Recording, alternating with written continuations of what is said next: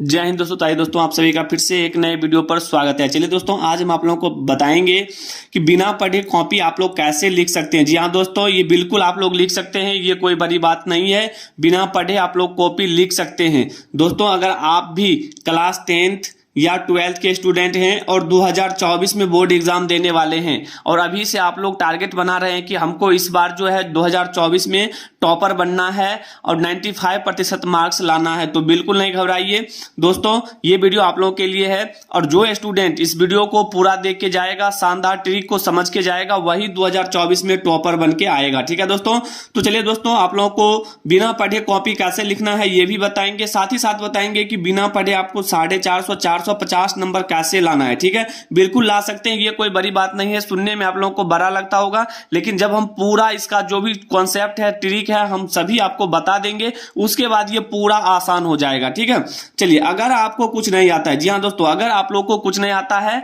ठीक है, और आप लोग बिल्कुल घबरा जाते हैं, बोर्ड एग्जाम का नाम सुनते ही घबरा जाते हैं कि हमको पेपर में कुछ नहीं आता है, क्या लिखेंगे। जो स्टूडेंट, समझिएगा, जो स्टूडेंट बाहर रहते हैं या घर पर बैठे हैं और बिल्कुल भी तैयारी नहीं कर रहे हैं, तो ये ट्रिक जरूर लगाइएगा अगर आपको कुछ नहीं आता है। ठीक है, आप कॉपी में क्या लिखेंगे। जी हाँ दोस्तों, आप कॉपी में लिखेंगे क्या। अगर आपको कुछ आता ही नहीं है तो कॉपी में क्या लिखेंगे। बिल्कुल नहीं घबराइए, शानदार ट्रिक बताने वाले हैं और आपको कैसे लिखना है। देखिए दोस्तों, लिखता तो सभी कोई है, लेकिन लिखने का भी एक तरीका होता है जिससे एग्जामिनर खुश होकर आपको पूरे नंबर देते हैं। ठीक है, चलिए, तो दोस्तों बता रहे थे कि आपको कैसे लिखना चाहिए, कॉपी आपको कैसे लिखना चाहिए जिससे एग्जामिनर आपको खुश होकर पूरा का पूरा नंबर दे। बिल्कुल नहीं घबराइए, पूरी जानकारी वीडियो में देखें, एक एक चीज हम आपको बताएंगे और जो स्टूडेंट ये देख के जाएगा वही जो 2024 में जो है टॉपर बनेगा और 95% मार्क्स लेकर आएगा। बिल्कुल दोस्तों, वीडियो को मिस ना करें, पूरा वीडियो देखिएगा और वीडियो अच्छा लगे तो लाइक जरूर करिएगा। तो चलिए दोस्तों, केवल देखिए 5 ट्रिक आप लोगों को बताएंगे, केवल 5 ट्रिक बताएंगे और ये 5 ट्रिक अगर आप लोग समझ जाते हैं तो ये जो 450 है, 450 बिल्कुल आप लोग आपके मुट्ठी में है, आप लोग ला सकते हैं। तो चलिए बढ़ते हैं रूल नंबर फर्स्ट की ओर। दोस्तों, रूल नंबर फर्स्ट आपके सामने लिखा हुआ है कि सबसे पहले आप एग्जाम हॉल में काला और नीला पेन लेकर जाए। जी हाँ दोस्तों, कभी कभी स्टूडेंट क्या करते हैं, यहां पर मिस कर देते हैं, या तो काला पेन ही लेकर जाते हैं या तो नीला पेन लेकर जाते हैं। लेकिन आप लोग ध्यान रखिएगा, जैसे ही आप लोग एग्जाम हॉल में जाइएगा, 2 पेन लेकर जाइएगा, 2 पेन, एक काला वाला पेन होना चाहिए, ठीक है, और दूसरा नीला पेन होना चाहिए। अब इससे होता क्या है, हम सारा चीज आपको आगे बताएंगे। देखिए, उसके बाद है आपको पहले ऑब्जेक्टिव प्रश्न और एक निश्चित समय दिया जाएगा। आप सभी जानते हैं कि सबसे पहले ऑब्जेक्टिव का क्वेश्चन मिलता है, उसके बाद ही आप लोगों को सब्जेक्टिव मिलता है, और ऑब्जेक्टिव क्वेश्चन को बनाने के लिए एक निश्चित समय भी दिया जाता है और यह समय रहता है लगभग 1 घंटा का। ठीक है, तो दोस्तों देखिए, अब आपको जैसे ही ऑब्जेक्टिव क्वेश्चन मिल गया तो आपके सामने OMR शीट दिया जाएगा। ठीक है, तो अब OMR शीट में आपको आंसर भरना कैसे है, तो जैसे मान लीजिए हमने आपको यहां पर लिख दिया है 1 नंबर में ABCD करके, 2 नंबर में ABCD करके, इसी तरह से आपको ऑप्शन दिया रहेगा। जैसे कि मान लीजिए पहला क्वेश्चन आप बना रहे और पहला क्वेश्चन का मान लीजिए ऑप्शन नंबर आपका A है, तो ध्यान दीजिएगा ये गोला जो है आपको सही से रखना होगा। अगर इसमें कहीं पर गलती कर देते हैं तो आपको एक भी नंबर नहीं मिलेगा।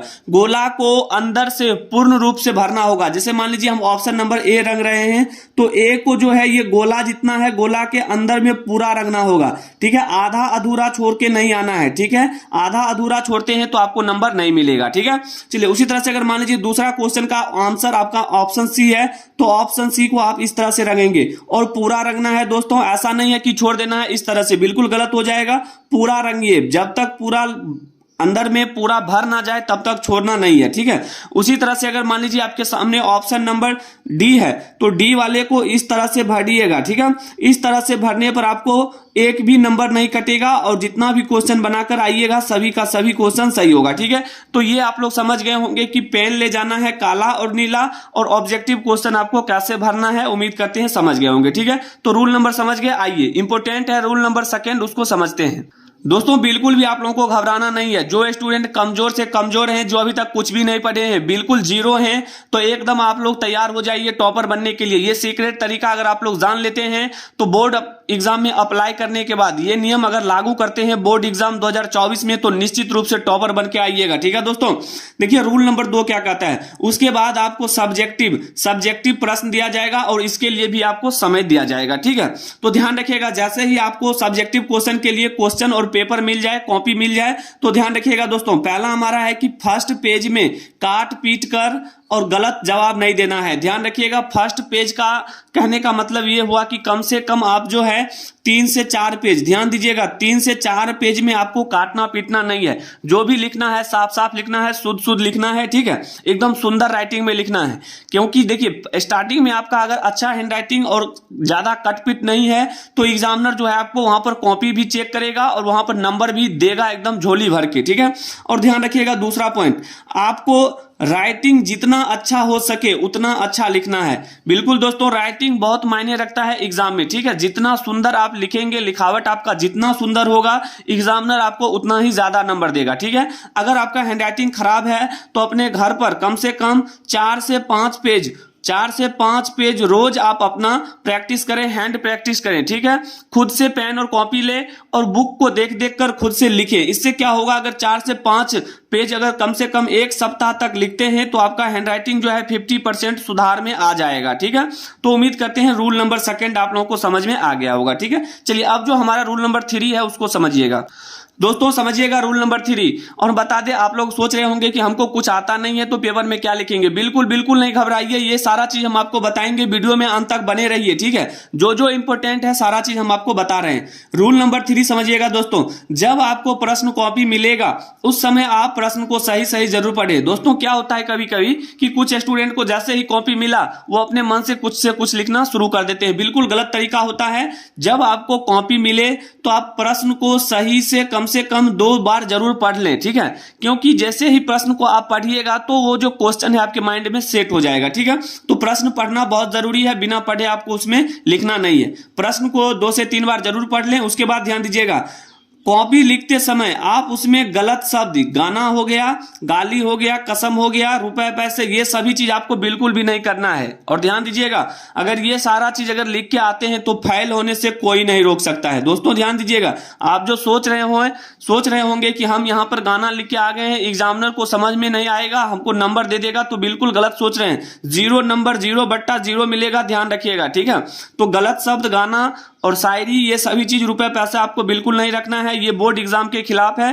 ठीक है, अगर ऐसा करते हैं तो आपको फेल भी कर दिया जाएगा और जुर्माना भी लगेगा। ठीक है, तो उम्मीद करते हैं रूल नंबर 3 आप लोगों को समझ में आ गया होगा। अब आइए रूल नंबर 4 को समझते हैं। दोस्तों आपके सामने रूल नंबर 4 है। रूल नंबर 4 को जरा गौर से देखिएगा क्या लिखा हुआ है। सभी प्रश्नों का जवाब देना है, कोई भी प्रश्न बिल्कुल भी छोड़ के नहीं आना है। जी हाँ दोस्तों, खाली पेज तो छोड़ के आना नहीं है, सभी प्रश्न का जवाब देना है जितना प्रश्न आपसे बोला जा रहा है लिखने के लिए। ठीक है, अब आप लोग सोच रहे होंगे हमको तो आता नहीं है, घबरा क्यों रहे हैं, इतना जल्दबाजी भी क्यों है, कम से कम 10 मिनट का वीडियो है, देख लीजिए, 10 मिनट गाना सुन के चले जाते हैं। लेकिन ये 10 मिनट का वीडियो आप लोगों को देखने में इतना अभी दिमाग घूम रहा होगा कि सर जल्दी से वो बताइए जो हम यहाँ पर देखकर आए हैं। तो रुकिए ना, सारा चीज आपको बताएंगे, घबरा क्यों रहे हैं।